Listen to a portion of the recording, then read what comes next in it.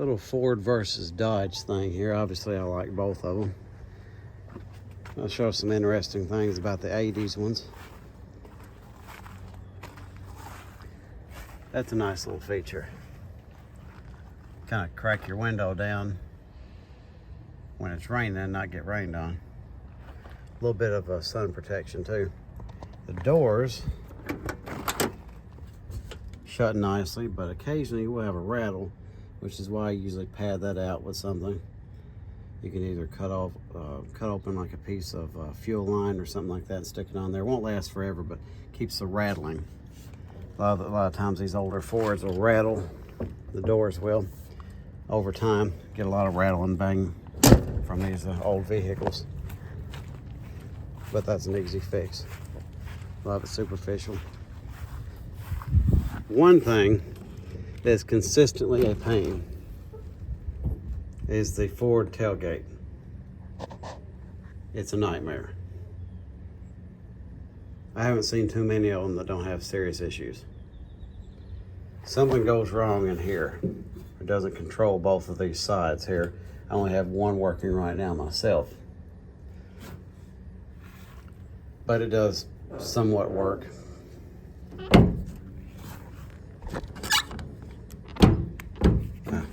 Deal with that later.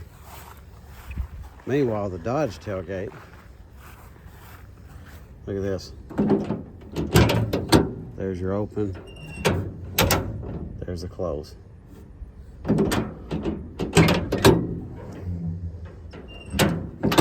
Although that does rattle over there. I gotta pad that somehow or another. Bangs around. Look how easy that is. You get less rattle out of the doors with the Dodges, but it's got some kind of air pressure thing. You get a window open, you can close these doors real easy. But if you don't, it's airtight and it kind of resists a little bit. Hoods are a little different. I'm surprised the Dodge one didn't come with a lawsuit. The Ford one, only issue with those, this one works perfect. My Bronco and my brother's 84 F-150, the striker or whatever it calls, the assembly doesn't like to get out of the way, so you kind of have to push it out of the way yourself or slam it down. I wouldn't do that part, but kind of have to manually move it out of the way to close it. But it does all right after that. The Dodge one, you get it most of the way down and it slams itself. I'm surprised nobody got hurt. I mean, it comes down pretty hard.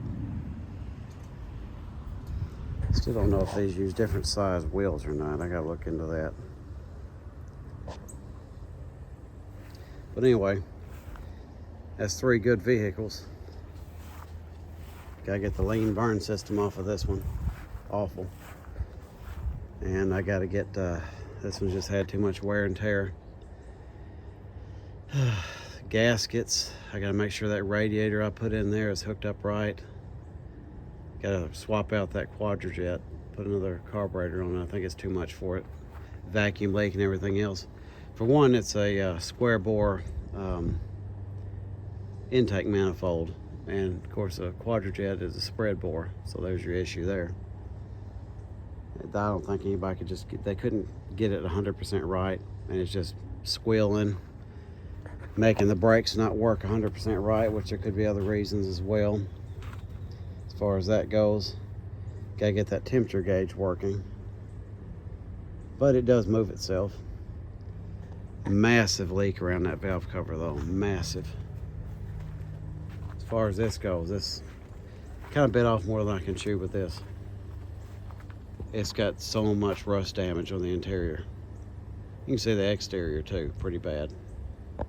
Pretty bad. But it's so rare. Automatic, 300 inline 6 Bronco, carbureted. It's the only one I've ever seen.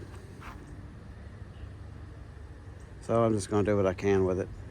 As far as why it can't go down the road at all, fuel lines are clogged up. Gas tank needs replaced. I have the gas tank. And there's something going on with the ignition. I gotta get that rear view mirror put on. But you have to unhook it from the battery to shut it off, and that's kind of a liability when you're driving. So I need those two things taken care of, and just make sure the gauges are working and all that. And I might can kind of sneak it around town, around some country roads here and there. I don't think it's too far from being lightly driven. Heavily driven, I don't know. That's gonna be a while. It's not too much electrically it works anymore. Just couldn't stand to see it get scrapped, is my issue. Anyway, that's a short update and some little details I figure some people might enjoy sort of reminiscing about or knowing about if you're interested in this type of vehicle. 3 inline sixes. Of course, you couldn't go wrong with the engines that were available with these, at least as far as builders go. They might have some bad things connected to them. You know, the DuraSpark with the Fords and the Lean Burn with the Dodges. But I can't recommend these enough.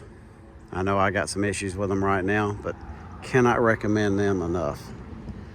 I can't believe anybody with these type of vehicles sitting around, I can't believe anybody would get a new one. I can't believe it. You know, and that right there, I think I bought it for $500. This, probably the most expensive vehicle I've ever paid for, and it was like, I think it's $2,800. This, I think, was $1,500 or $1,800, and that was 6 or 7 years ago. This I've had, I think 3 years, something like that. 100% recommend them though. That's all for now.